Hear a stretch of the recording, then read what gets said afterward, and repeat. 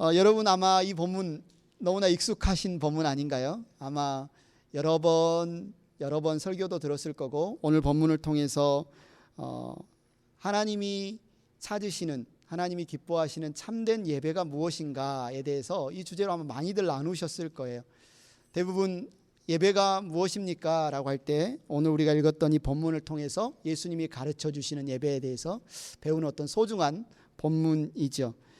여러분 어떻게 생각합니까? 하나님이 기뻐 받으시는 이 참된 예배란 어떤 예배일까요? 제가 한 명을 여기서 콕 찍어서 유스 친구들 누구한테 말한다면, 그지? 유진아, 그지? 내가 나한테 물어본다면 몇 절, 바이블 벌스 몇 절을 우리 성빈이한테 물어본다면 몇 절을 탁 대면서 예배는요 라고 말할 것 같아요? 23절, 그죠? 우리가 너무 23절 잘 알지 않습니까? 그래서 하나님이 기뻐 받으시는 참된 예배는 영과 진리로 드리는 예배다. 아마 여기에 있는 우리 유스 친구들도 다 그렇게 이야기를 할 것 같습니다. 맞아요. 우리를 하나님을 예배하는 것에 대해서 우리가 알 수 있도록 가장 예수님이 분명하게 알려주신 말씀이 바로 23절 말씀입니다. 영과 진리로 드리는 예배. 개역개정 성경에서는 신령과 진정으로 드리는 예배.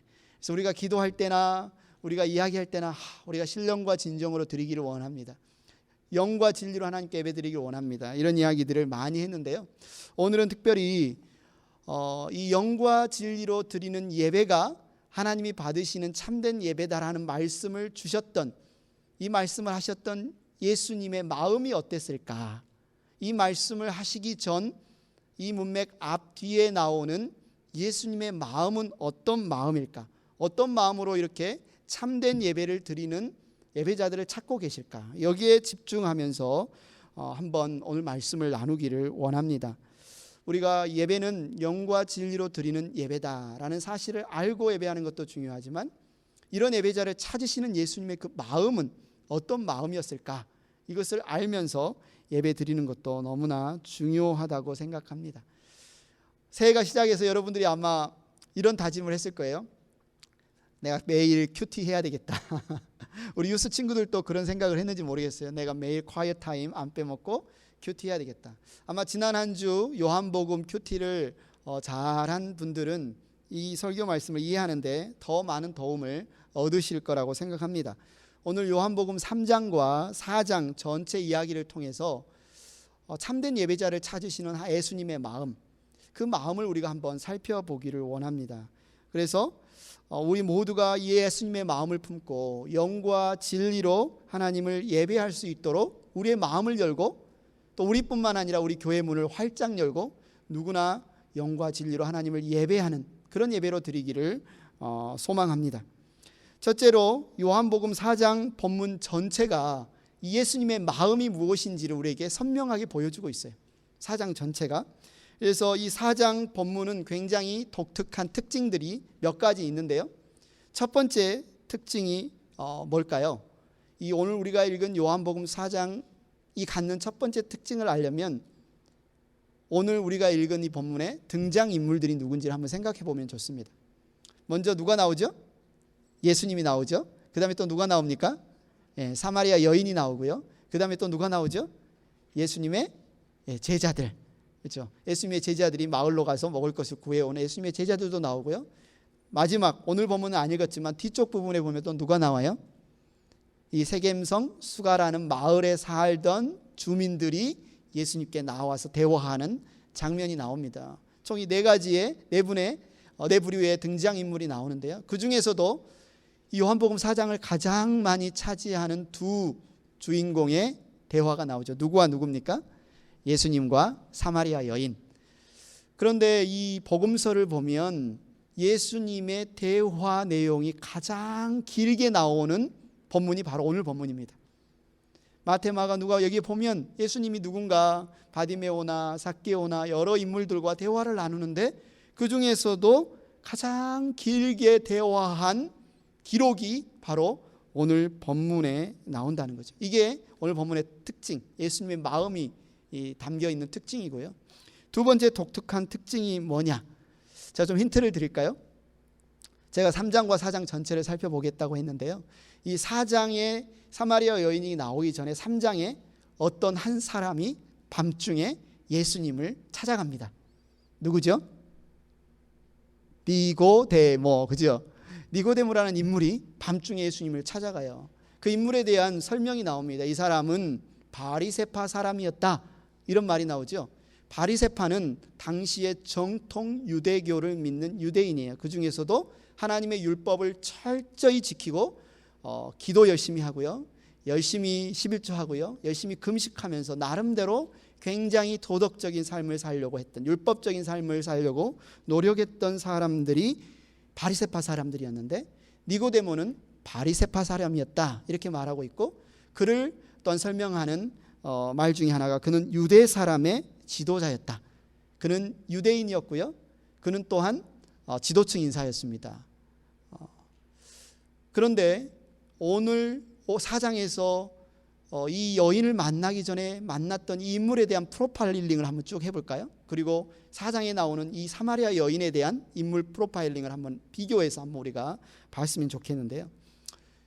이 니고데모는 유대인이었지요, 남자였지요, 또 이름이 알려져 있습니다. 뭐라고 알려져 있어요? 니고데모라고 성경에 기록될 정도로 참 유명한 사람이었어요.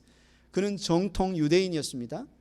그는 바리새파 사람, 굉장히 도덕적인 삶을 살려고 노력했던 사람이고요, 그는 지도자였다, 굉장히 영향력 있는 인물이었습니다.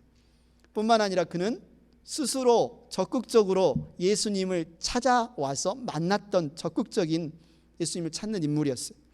반대로 이 사마리아 사람 여인은 어땠습니까? 사마리아 사람이었죠. 그리고 여자였지요.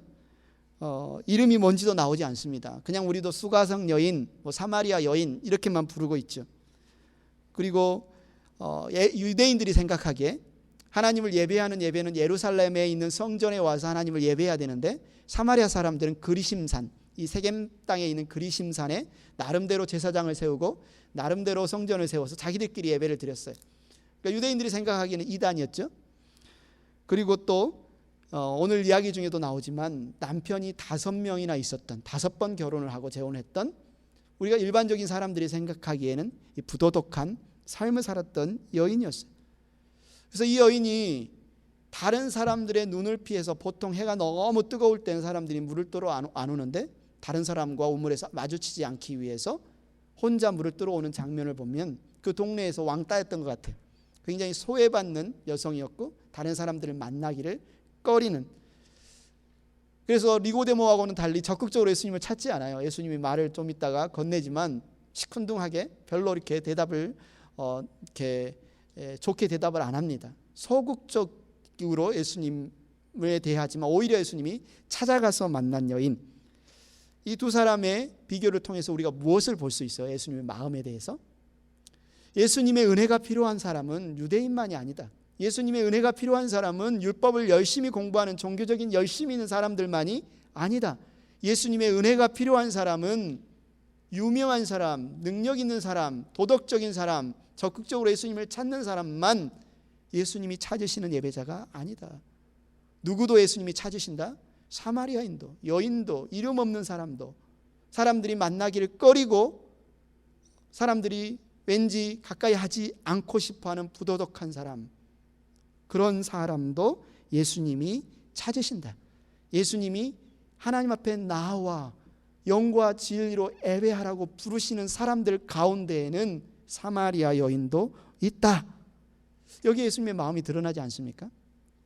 오늘 4장 본문 길게 나온 이 스토리 이야기 중에 또 하나, 세 번째 특징은 복음이 무엇인가를 명확하게 우리에게 보여준다는 거죠. 예수님이 사마리아 여인과 하는 대화 속에서, 예수님이 제자들과 하는 대화 속에서, 또한 사마리아 여인이 자기 마을 사람들에게 복음을 증거하는 장면 속에서, 그 복음을 듣고 예수님께 나와 예수님을 만났던 마을 사람들이 다시 여인에게 하는 대화 속에서 복음의 핵심이 무엇이냐를 분명하게 보여주고 있죠. 그래서 이 요한복음 4장 자체가 예수님의 마음이 무엇인가를 우리에게 많이 보여주고 있는데요. 두 번째로 사마리아를 거쳐서 여행하신 것이 예수님의 마음을 보여주세요. 이게 무슨 말일까요? 예수님이 사마리아를 지나서 여행하신 것이 예수님의 마음을 보여준다?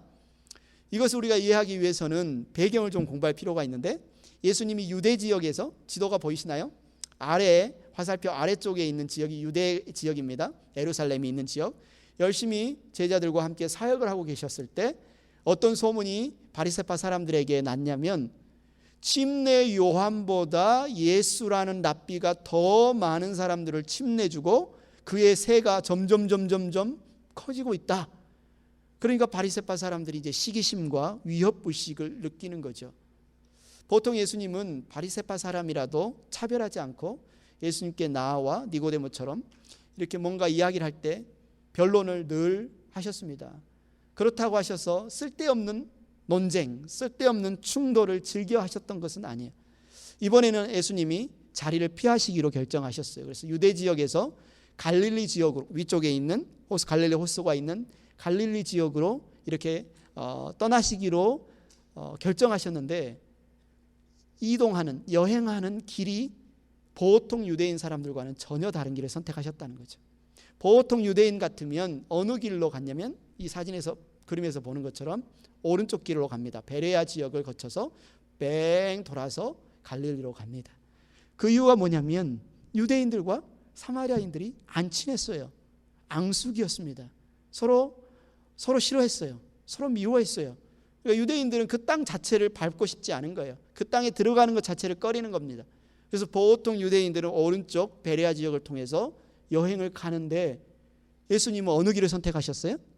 이 사마리아를 거쳐서 가기로 선택하는 거죠. 여기에 예수님의 마음이 담겨 있습니다. 생각을 해보십시오. 예수님이 보통 유대인들처럼 나도 그냥 베레아 지역으로 지나서 그냥 가야 되겠다, 사마리아 지역은 별로, 꺼리셨다면 오늘 이 본문이 성경에 기록될 수 있었을까요? 사마리아 여인과 만나서 그 여인에게 참된 예배가 무엇이고 메시아가 누구이신지 알려주시는 이 장면이 성경에 기록될 수 있었을까요? 나오지 않았을 겁니다. 근데 예수님이 사마리아를 의도적으로 거쳐갔다는 거죠. 아마 여름 휴가 시즌이 되면 이제 가족들, 특히 어린 자녀나 유스 청소년들이 있는 가정에서 휴가 계획을 세우죠. 휴가 계획을 세울 때 어떻게 서로 가고 싶어하는 곳, 가고 싶어하는 여행 루트들이 어떻게 결정이 됩니까? 저희 집을 예로 들면 우리 혜원이, 막내 어린 아이 혜원이는 주로 샌안토니의 시월드나 아니면 갈베스톤의 슐레르반이나 이런 수영장, 아니면 이런 놀이시설을 선호합니다. 좋아합니다. 그거 가고 싶다고 그래요. 아니면 유스나 우리 청소년들이나 아니면 청년들은 어떤 곳을 선호하죠? 대도시 뉴욕을 한번 가요. 타임스퀘어 가서 내가 한번 사진 한번 찍어야지. LA 유니버셜 스튜디오나 LA 한번 가고 싶다. 대도시를 많이 선호합니다. 젊은 부부들은 주로 어떤 곳을 선호합니까? 종종 가시는 곳, 멕시코 칸쿤이라든지 리조트, 그래서 마음껏 쉬고 놀고 먹을 수 있는 편한 이런 리조트, 휴양지를 선호하기도 하죠. 저와 같은 아줌마들은 어떤 곳을 선호하죠? 산, 바다, 이런 곳을 선호하죠. 어떤 분들은, 저 같은 경우는 여행을 할 때 주로 차를 운전해서 여행하는 것을 좋아합니다. 그런데 어떤 분들은 그거 정말 시간 낭비다, 너무 지치고 피곤하고 그런 여행을 선호하지 않는다, 비행기 여행을 선호하는 분들이 있습니다. 그러나 제가 차량을 통해서 여행하는 것을 좋아하는 이유는 풍경이 보이잖아요. 풍경이, 이 차를 운전하고 갈 때 풍경이 보이고요, 언제든지 멈춰서서 둘러볼 수 있고요, 또 차 안에서 비프 정키도 듣고 아이들과 같이 퀴즈도 내고 이야기도 하고 이런 여행 자체가 저에게는 참 좋더라고요. 저는 개인적으로 이 차를 통해서 여행하는 것을 선호하는데, 그래서 어떤 사람이 어느 길을 통해서 여행을 했다, 어떤 사람이 어떤 장소로 여행을 했다, 이거는 무엇을 드러낸다는 거예요? 그 사람의 마음, 그 사람의 의도를 명확하게 보여줄 수 있는 일이 된다는 거죠. 그런데 예수님은 다른 사람들이 다 싫어하는 사마리아를 거쳐서 갈릴리로 가기로 결정했고 실제로 그것을 실행했습니다. 왜 그랬을까? 사마리아를 거쳐서 여행하기로 한 이 예수님의 마음이 무엇일까? 이걸 알고 싶다는 거죠. 그래서 세 번째로 사마리아 여인과 대화가, 이제 대화 내용 자체가 예수님의 마음이 무엇인지를 우리에게 보여줍니다. 아마 이 장면은 여러분들이 많이 설교에서 들었을 거예요.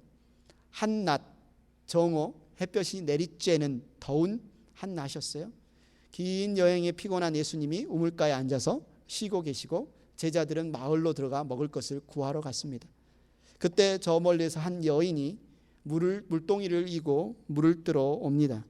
예수님께서 그 여인에게 말을 건네죠. 나에게 마실 물 좀 주오. 이 여인은 어떻게 반응했습니까? 예수님이 피곤하고 지쳐서 물을 달라고 요청했을 때 이 여인이 어떻게 낯선 남자의 요청에 반응했죠? 여러분 같으면 어떻게 할 것 같아요? 여러분이 두레박도 있고 여러분이 물동이도 있고 물도 뜰 수 있으면 누군가 목말라 하면 물을 줄 것 같잖아요. 뭐 어려운 일 아닌데. 근데 여인은 단호하게 거절합니다. 단호하게 거절해요. 왜 거절했을까요? 왜 거절했을까요? 무엇이 그렇게 힘든 일이라고? 물 좀 한 바가지 달라는데 그 물 주는 것을 거절했을까요? 그것은 그녀가 갖고 있었던 편견 때문에 그렇습니다. 유스 친구들 한번 이렇게 생각해 볼까요? 열심히 운동을 하고 자판기 앞에서 여러분이 이 쿼러를 몇 개 넣어가지고 여러분 먹고 싶은 소다 아니면 드링크를 탁 꺼내서 마시려고 하는데 같은 학교 학생인 것 같은데 잘 모르는 어떤 친구가 탁 여러분에게 그렇게 이야기를 하는 거예요. 아, 나 목말라 죽겠는데 그 음료수 나 줄 수 있어? 이렇게 여러분에게 물어본다면 여러분 줄 것 같아요? 안 줄 것 같아요? 여러분 줄 것 같아요? 안 줄 것 같아요? 이거 마셔 그래 하고 주는 친구도 있겠지만 속으로 아마 이렇게 생각하는 친구도 있을 거예요. 아, 너는 돈이 없어? 왜 날 모르는 사람이 갑자기 와가지고 나한테 야, 네 거 달래, 내 걸 달래 이렇게 생각하면서 싫다고 거절할 수도 있겠죠. 근데 이 사마리아 여인은 뭐라고 거절을 했어요? 9절에 보면 선생님은 유대 사람인데 어떻게 사마리아 여자인 나에게 물을 달라고 합니까? 그냥 물 좀 달라고 그래서 물을 줄 수 있는 일인데 이 여인은 편견을 가지고 있었는데 그것이 뭐냐면 유대 사람은 사마리아 사람과 상종하지 않기 때문이다. 좀 전에도 말했지만 유대 사람들과 사마리아인 사이에는 굉장한 어떤 앙심, 적대적인 마음을 갖고 있었습니다. 미워했어요. 말도 섞지 않았습니다. 서로 땅에 들어가지도 않았어요.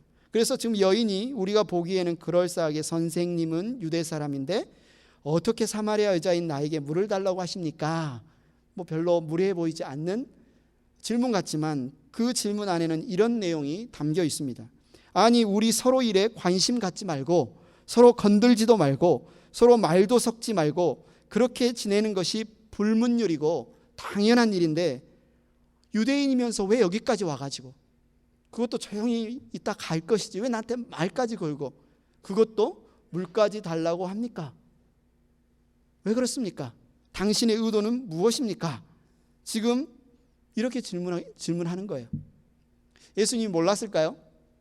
예수님이 지금 유대인과 사마리아인들 사이가 관계가 안 좋은 것을 몰라서 이 여인에게 그렇게 상대방은 굉장히 불쾌하고 굉장히 낯설게 느껴지는 이런 물을 좀 달라는 질문을 하셨을까요? 아니죠. 좀 전에 나눴던 것처럼 예수님은 의도적으로 일부러 사마리아를 거쳐서 지금 여행을 하고 계십니다. 예수님이 여인에게 물을 달라고 하신 것은 분명한 목적을 가지고 물을 달라고 하신 거예요. 우리가 이 복음서와 나중에 서신서, 사도 바울의 서신서에 보면 예수님이 이 땅에 오신 목적이 뭡니까? 유대인, 사마리아인, 남자, 여자, 부자, 가난한 사람, 잘난 사람, 못난 사람, 나, 너 이런 모든 편견과 차별과 벽을 무너뜨리시고 하나님 아버지 안에서 함께 모여서 편견 없이 하나님을 예배하는 자리, 영과 진리로 하나님을 예배하는 그 자리로 부르시기 위해서 오셨다는 거죠. 예수님은 왜 지금 이 여인에게 물을 달라고 질문하고 있어요? 이 여인이 갖고 있는 편견, 유대인과 사마리아인은 절대 상종할 수 없어.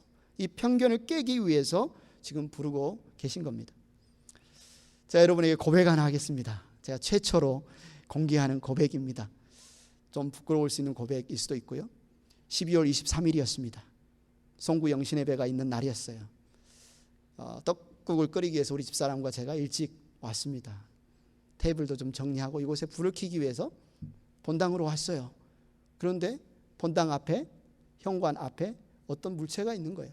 보니까 노숙자가 그곳에 누워서 잠을 자고 있습니다. 번뜩 저에게 무슨 생각이 듭니까? 아휴, 하필이면 그 많고 많은 곳에서 우리 교회 예배당 앞에서 노숙자가 잠을 자나. 아우, 저 노숙자 이렇게 누워있는 거 보면 성도님들 예배 드리러 왔을 때 놀라기도 하고 싫어하실 텐데 어떻게 하지? 이런 생각이 먼저 듭니다. 그러다가 아직 시간 좀 있으니까 나중에 깨워야 되겠다 이렇게 생각하고 펠로시폴로 걸어가는데 밖이 너무나 춥습니다. 그날 추웠어요. 찬바람이. 그래서 또 문득 이런 생각이 듭니다. 그래도 다른 곳보다 예배당 앞을 찾아왔는데 저렇게 많이 추울 텐데 밖에서 자면 많이 추울 텐데 우리 오늘 떡국도 먹을 텐데 불러서 따뜻한 떡국 좀 먹이고 몸 좀 녹였다 가라고 말할까? 라고 생각하는 찰나에 또 오른쪽에서 무슨 생각이 듭니까? 어른들만 모이는 게 아니라 애들도 있는데 저 사람이 마약을 먹었는지 술을 취했는지 어떤 짓을 할지 알지 못하는데 내가 저 사람을 불러서 예배당으로 데리고 가는 게 좋은 생각일까? 맞는 생각일까? 또 이 생각이 듭니다. 그래서 제가 그때 일찍 오셨던 목사님과 사모님들한테 물어봤어요. 어떻게 하면 좋을까요? 했더니 두 분들도 그래요? 그럼 떡국이라도 먹여서 보낼까요? 이런 말을 하시는 거예요. 그래서 제가 용기를 얻어서 그래 한번 물어볼까 하고 갔더니 우리가 막 모여드는 인기척 때문에 이미 짐을 정리해서 사라지었더라고요. 근데 내가 막 많은 생각들을 했던 그 마음 때문에 제가 마음이 무거웠습니다. 마음이 무거웠어요. 왜 나는 바로 그 사람을 이렇게 돕지 못했을까? 환영하지 못했을까? 오히려 왜 두려워하고 왜 밀어냈을까? 여러분은 어떻게 생각하세요? 어떻게 했었으면 좋았을까요? 제가? 아니면 여러분이라면 어떻게 하실 것 같습니까? 그러면 반대로 예수님이 그곳에 계셨다면 예수님은 어떻게 하셨을 것 같으세요? 예수님은 어떻게 하셨을까? 예수님의 제자들은 어떻게 했을까요? 비슷한 상황인 것 같아요. 마을에 먹을 것을 구하러 갔다가 돌아온 제자들이 눈을 봤는데 그들이 정말 상상하지도 못할 일들이 일어난 거예요. 그게 뭐냐면 예수님이 사마리아 여인과 대화를 나누고 계신 거죠. 그런데 이 제자들의 반응이 27절에 이렇게 말하고 있어요. 이때 제자들이 돌아와서 예수께서 그 여자와 말씀을 나누시는 것을 보고 놀랐다 이렇게 말하고 있지만 그 밑에 계속 이야기를 하면 아무 말도 못할 정도로 너무 놀라서 이 상황을 지금 어떻게 이야기를 해야 되지? 질문조차 못할 만큼 소스라치게 놀란 것을 볼 수 있어요. 왜요? 왜 우물가에서 말을 하면 안 되나요? 유대인과 이방인 여자라고 말을 하면 안 되나요? 예. 당시에는 랍비라면 공개석상에서 심지어 자기 가족들하고도 이렇게 여자라면 말을 하지 않았어요. 왜냐하면 괜히 랍비에게 사람들에게 책 잡혀서 평판이 루머가 돌면 바로 하루아침에 랍비의 명성에 금이 가고 그 사역을 할 수 없기 때문에.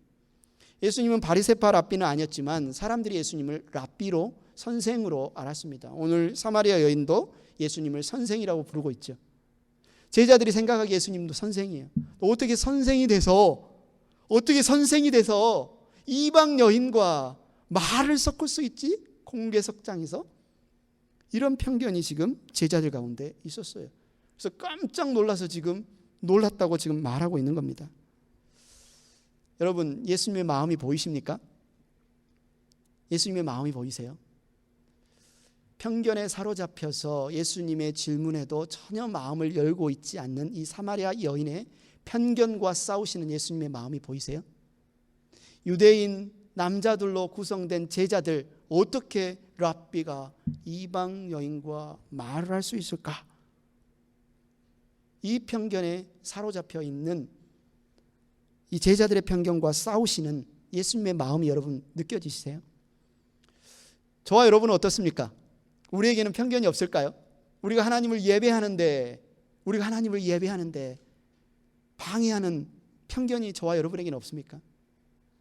아니라면 그 누군가 행복한 교회 와서 이 자리에 와서 함께 예배하고 싶은데 예배하지 못하게 막는 그들의 편견은 무엇이 있을까요?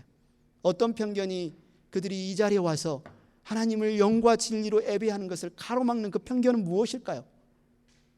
이 편견을 어떻게 우리가 깰 수 있을까요? 우리 안에 있는 편견, 예배는 이래야 된다, 이것이 하나님, 이런 예배를 드려야 된다, 이런 사람만 이 자리에 올 수 있다, 혹시 그런 편견이 있다면, 아니면 사람들이 이 자리에 와서 그들을 불러서 하나님을, 참되신 하나님을 예배하게 돕고 싶은데 그들이 여전히 편견을 갖고 있다면 우리가 그 편견을 어떻게 깰 수 있도록 도울 수 있을까? 우리는 바로 네 번째, 이 예수님의 마음, 예수님의 태도에서 그 방법, 그 답을 찾을 수 있습니다. 네 번째로, 사마리아 여인의 논쟁을 기꺼이 받아주시는 모습 속에서 예수님의 마음이 무엇인지 우리는 볼 수 있습니다. 이 사마리아 여인은 지금 나긋나긋하게 대답한 거 아닙니다. 존경심을 가지고 예수님과 대화하는 게 아니에요. 여전히 자기 생각이 맞다고 생각하는 그 편견과 고집을 부리면서 지금 예수님의 질문에 대답을 하고 있어요.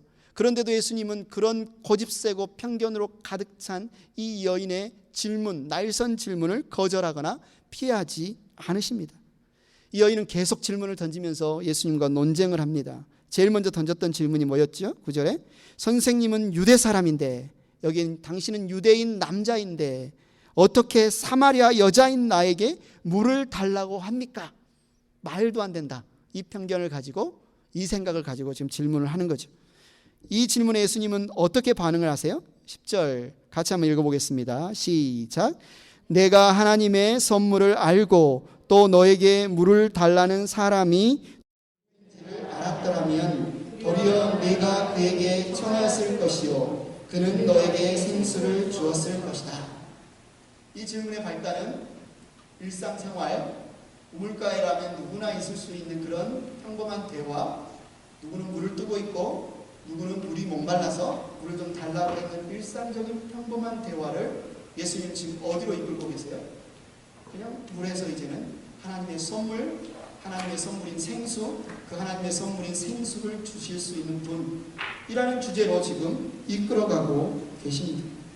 지금 이 여인은 그냥 일상의 관심, 어떻게 이 물을 뜰까, 어떻게 이 무거운 물을 가지고 갈까, 이런 일상적인 관심만 있는 이 여인의 질문을, 날선 질문을 거부하지 않으시고 지금 하나님의 선물, 생수, 하나님의 선물을 주실 수 있는 분으로 끌고 가고 계십니다. 예수님은 지금 이 여인에게 무엇을 주기를 원하세요? 생수를 주기를 원하세요. 하나님의 선물을 주기를 원하세요. 누구에게요? 오직 물에만, 이 땅의 물에만 관심이 있는 여인에게, 편견이 가득 차서 호의적이지 않고 마음을 열지 않는 이 여인에게 예수님은 지금 생수를 주기를 원하세요. 여인의 날선 질문이 계속됩니다. 11절 12절에 이렇게 묻죠. 선생님에게는 두레박도 없고 이 우물은 깊은데 선생님은 어디에서 생수를 구하신다는 말입니까? 선생님이 우리 조상 야곱보다 더 위대하신 분이라는 말입니까? 그렇죠. 이 지금 표현은 굉장히 정제되어 있는 표현이에요. 아마 여인은 자기가 굉장히 이성적이고 합리적이고 상식적 지혜로운 질문을 한다고 생각했을 거예요. 물을 뜨려면 두레박이 있어야 되지. 이 우물은 얼마나 깊은데 어떻게 두레박도 없이 물을 뜬다는 거야. 자기는 굉장히 똑똑하고 굉장히 지금 이 상황을 잘 이해하고 있고, 그런데 저 사람은 지금 이상한 사람, 한심한 사람, 말도 안 되는 소리를 이야기하는 사람으로 여기면서 지금 이 질문을 하는 거예요. 이 근방에서는 물을 뜰 수 있는 곳은 이 야곱이 팠던 이 우물밖에 없는데 당신이 얼마나 야곱보다 위대하길래 갑자기 어디서 우물을 파서 또 다른 더 좋은 물을 나에게 주신다는 말인가? 굉장히 한심한 투로 지금 예수님께 지금 말하는 겁니다. 오직 눈에 보이는 물만을 생각하고 전혀 하나님의 선물, 하나님이 주시겠다고 하는 생수에 대해서 관심조차 없는 이 여인의 대답에 보통 사람 같으면 아마 이렇게 반응할 수도 있을 것 같아요. 아휴, 그렇게 말해도 모르냐? 그래, 관두자. 그렇게 별로 관심 없으면 그만 이야기하자. 이렇게 포기할 수도 있을 것 같아요. 그런데 예수님은 어떻게 하십니까? 13절 14절을 보십시오. 같이 읽겠습니다. 시작. 이 물을 마시는 사람은 다시 목마를 것이다. 그러나 내가 주는 물을 마시는 사람은 영원히 목마르지 아니할 것이다. 내가 주는 물은 그 사람 속에서 영생에 이르게 하는 샘물이 될 것이다. 이제 예수님이 이 여인의 눈높이에 맞춰서 물을 구분해서 설명을 합니다. 너가 생각하는 그 물질적인 이 물 말고 내가 주려고 하는 그 물은 한번 사람이 마시면 영원히 목마르지 않는 물이다. 한번 그 물을 마시면 그 사람 뱃속에서는 영원히 솟아나는 샘물이 될 것이다. 이렇게 구분해서 지금 설명을 해주고 있어요.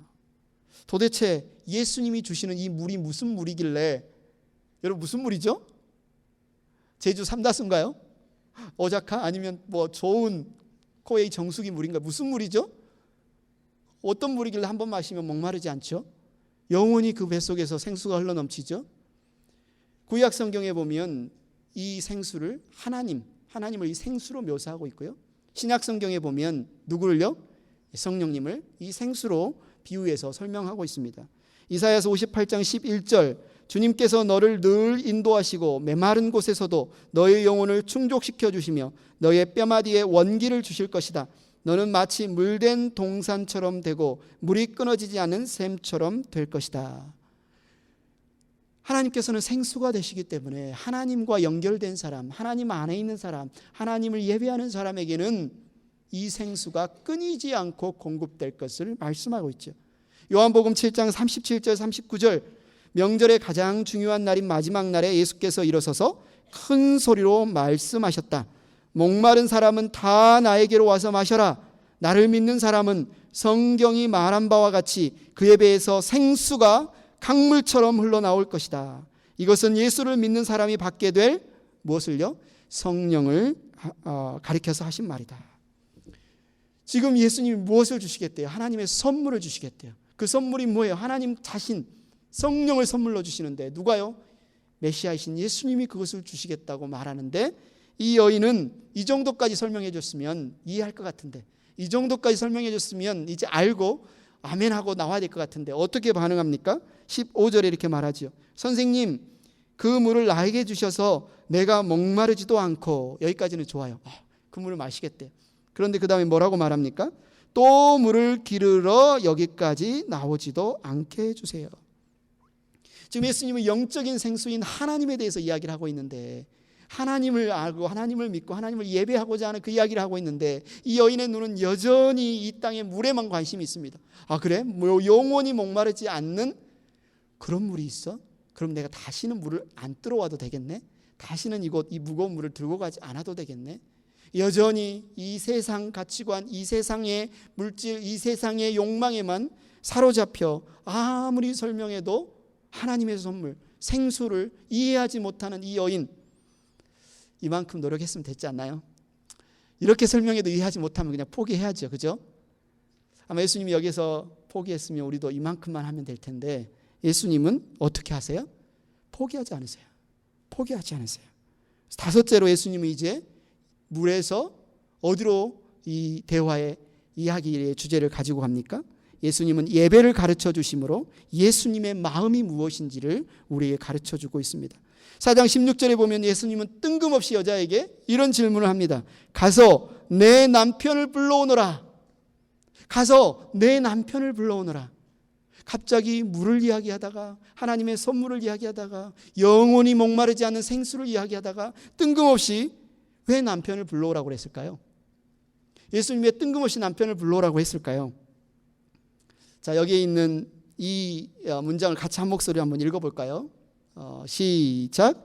새로운 좋은 소식을 받아들이기 위해서는 먼저 우리가 얼마나 큰 죄인인지를 말해주는 안 좋은 소식을 먼저 들어야 한다.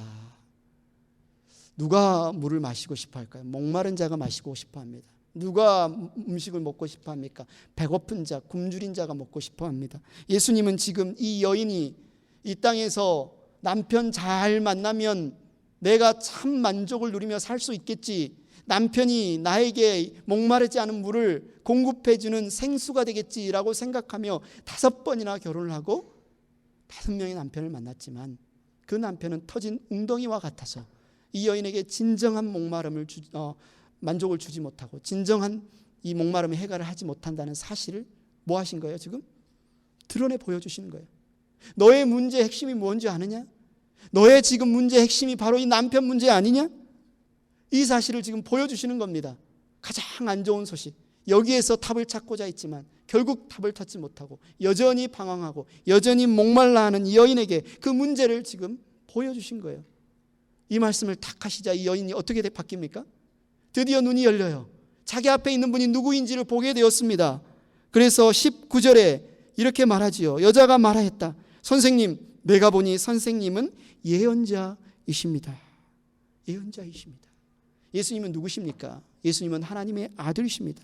그런데 예수님은 또 누구십니까? 예수님은 신명기 18장 18절에서 모세가 장차 올 것이라고 예언한 바로 그 예언자 메시아이십니다.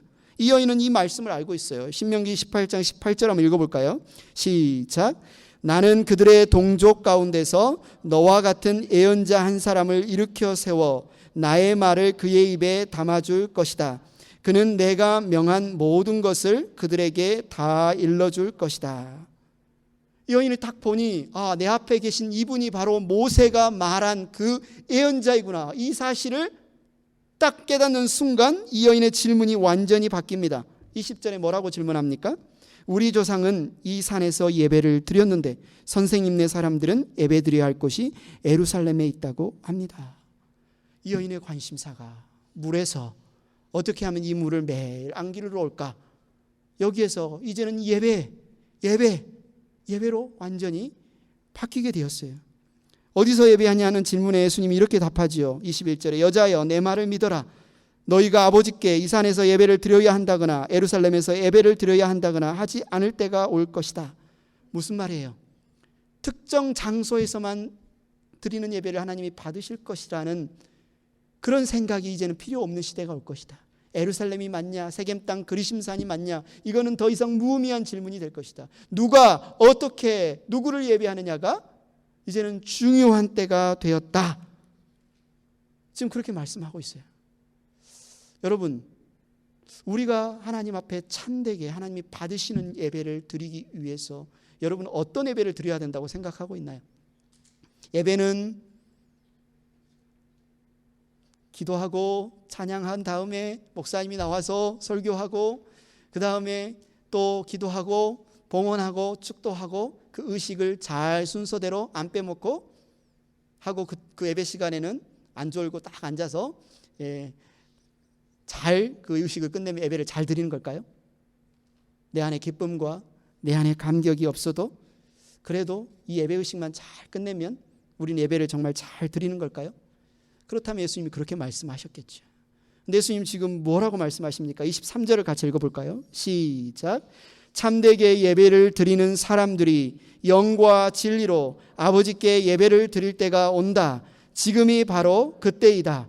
아버지께서는 이렇게 예배 드리는 사람들을 찾으신다. 하나님께서는 지금 예배자를 찾고 계신데, 참되게 하나님을 예배하는 자를 찾고 계신데, 하나님이 찾은 자들만이 이 자리에 지금 앉아서 예배를 드릴 수 있다, 이 말입니다. 아무나 이 자리에 와서 예배 드릴 수 있는 것이 아니라 하나님이 찾으신 자, 그 자들이 이 자리에 와서 예배를 드릴 수 있다. 여러분 좌우를 보십시오. 좌우를 보세요. 오늘 이 자리에 처음 와서 예배 드리시는 분도 계시고요. 여러분 이 자리에 있을 수 있는 이유가 뭐라고요? 하나님이 여러분을 아시고 찾으셨기 때문에 여러분이 지금 이 자리에 앉아서 하나님을 예배할 수 있다고 말하고 있습니다. 24절에 말합니다. 하나님은 영이시다. 그러므로 하나님께 예배를 드리는 사람은 영과 진리로 예배를 드려야 한다. 예배의 본질을 알려주고 계십니다. 무엇이 참된 예배냐? 하나님은 영이시기 때문에 우리는 영으로 예배를 드려야 된다는 거예요. 하나님이 영이시기 때문에 성령으로 거듭난 사람이 성령 안에서 드리는 예배를 하나님은 받으신다는 겁니다. 단순히 어떤 건물에서 드리냐, 어떤 형식으로 드리냐, 어떤 옷을 입고 드리냐, 어떤 시간에 드리냐, 이것이 중요해서 이렇게 드리는 예배만 하나님이 받으시는 것이 아니라 오히려 영과 진리로 구약에 하나님이 약속하신 대로 하나님이 다윗의 후손으로 보내시겠다고 하신 그 약속된 메시아 예수 그리스도를 통해서 성령으로 거듭나서 드리는 자들의 예배를 하나님이 받으시겠다. 지금 그 약속을 하고 계신 겁니다. 이 사마리아 여인과 사마리아 사람들은 오랫동안 메시아 그리스도를 기다렸어요. 그럼에도 불구하고 이들 안에, 이 여인 안에는 고집과 편견과 자기 생각이 맞다고 생각하는 수많은 생각들로 가득 차 있었는데 예수님의 이 말씀을 듣고 이 여인의 관심사가 이제 어디까지 갑니까?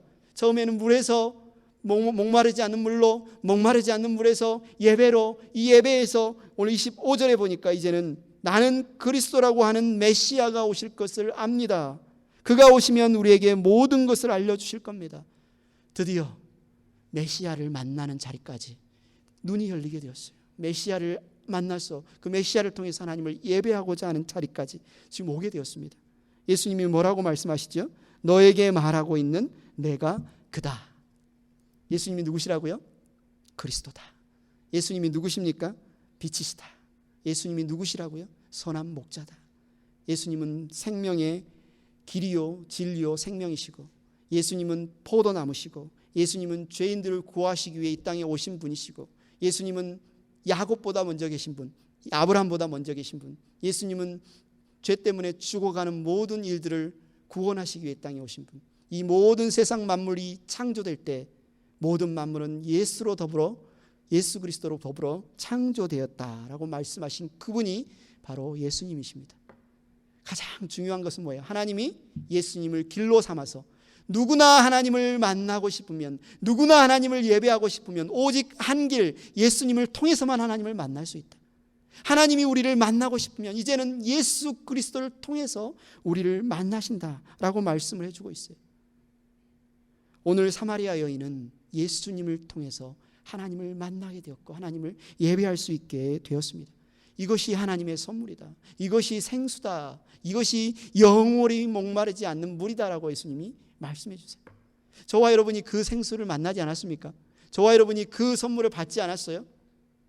그런데 여기서 그치면 안 된다는 거죠. 이 선물 진짜 좋은데, 이 선물 보따리 너무 좋은데 우리만 내 거만 하고 있으면 안 된다는 겁니다. 그것을 명확하게 보여주는 사람이 누구예요? 바로 이 사마리아 여인입니다. 이 사마리아 여인이 드디어 예수님이 메시아인 것을 보았습니다. 하나님을 만났습니다. 그 다음에 그 여인이 무엇을 합니까? 그 자리에 무릎 꿇고 찬양하고 기도하고 예배하고 그냥 그 자리에 멈춰 있습니까? 아니에요. 자신이 가지고 있던 물동이를 버려두고 급하게 자기가 지내는 그 마을로 뛰어들어갑니다. 그리고 사람들에게 외칩니다. 29절에 말합니다. 내가 한 일을 모두 알아맞힌 분이 계십니다. 와서 보십시오. 그분이 그리스도가 아닐까요? 예수님은 우물가에서 이 여인을 처음 만날 때 도와달라고 요청했습니다. 내가 목이 마르니 물을 달라고 요청했어요. 그때 이 여인은 단호하게 거절했습니다. 그러나 이 여인은 이제 예수님이 누군지를 알았어요. 그리스도인 것을 알았어요. 이제 이 여인은 온전한 도움을 주고 있는데, 예수님의 그 요청에 응답에 부르심에 순종하고 있는데 어떻게 순종합니까? 마을로 뛰어들어가 이렇게 외치며 순종합니다. 와서 이 사람을 보십시오. 와서 이 사람을 보십시오. 복음을 전함으로써 예수님의 부르심에 하나님을 예배하는 참된 예배자의 삶을 지금 살아가고 있는 거예요. 무슨 일이 일어났습니까?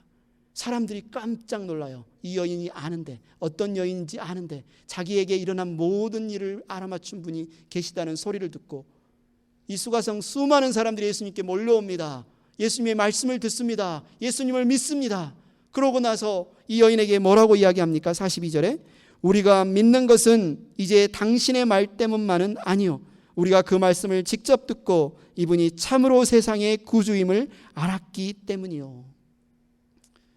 예수님이 이 여인이 마을에 전도하러 갔을 때, 복음을 전하러 갔을 때 제자들과 함께 나누는 이야기가 그 중간에 삽입되어 있는데, 예수님이 뭐라고 말씀하시냐면 지금은 추수할 때다.